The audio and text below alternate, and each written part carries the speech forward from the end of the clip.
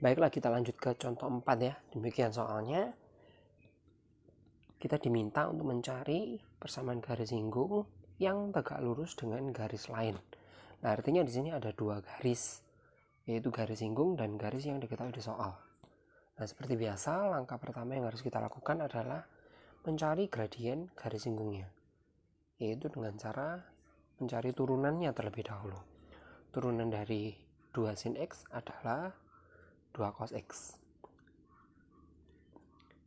Nah, selanjutnya setelah kita tahu turunannya, kita cari gradien dari garis yang diketahui di soal.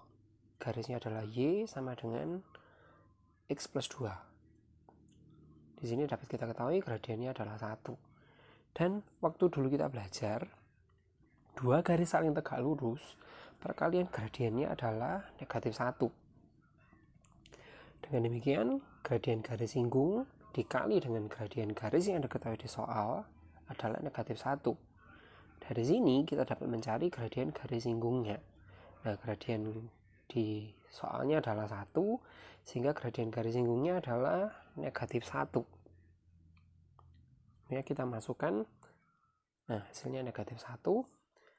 Nah, kita juga tahu bahwa gradien garis singgungnya itu sama dengan 2 cos X. Dengan demikian dapat kita tuliskan 2 cos X sama dengan negatif 1. Atau cos X-nya sama dengan negatif setengah. Nah, di situ ada satu peringatan ya. Ingat pelajaran matematika peminatan 3. Tentang apa? Tentang persamaan trigonometri. Ada persamaan trigonometri di situ, yaitu cos X sama dengan negatif setengah. Kita diminta untuk mencari nilai X-nya dengan batasan yang diberikan di soal, yaitu batasnya antara 0 hingga 2pi. Nah, kalau kita sudah tahu batasnya antara 0 sampai 2pi, kita dapat mencari nilai X-nya.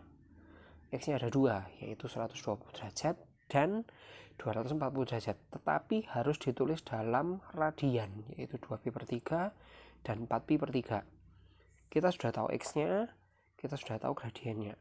Berarti kita butuh nilai Y-nya. Karena untuk mencari persamaan garis, butuh gradien dan butuh titik. Nah, kedua nilai X ini kita substitusikan ke dalam soal aslinya, ke dalam fx sama dengan 2 sin X, supaya kita dapat memperoleh nilai Y-nya. Begitu ya. Oke, kita lanjutkan. Untuk X yang pertama, 2pi per 3. Kita substitusikan ke soal sehingga ketemu Y-nya sama dengan akar 3. Dengan demikian koordinatnya adalah 2pi per 3, akar 3. X yang kedua 4pi per 3 kita substitusikan juga ke dalam Y sama dengan 2 sin X sehingga ketemu negatif akar 3. Dan juga ketemu titik yang kedua 4pi per 3, negatif akar 3. Kita punya titik dan kita punya gradien yaitu sama dengan negatif 1. Dari sini kita dapat mencari persamaan garis singgungnya. Nah, berarti ada dua garis singgung.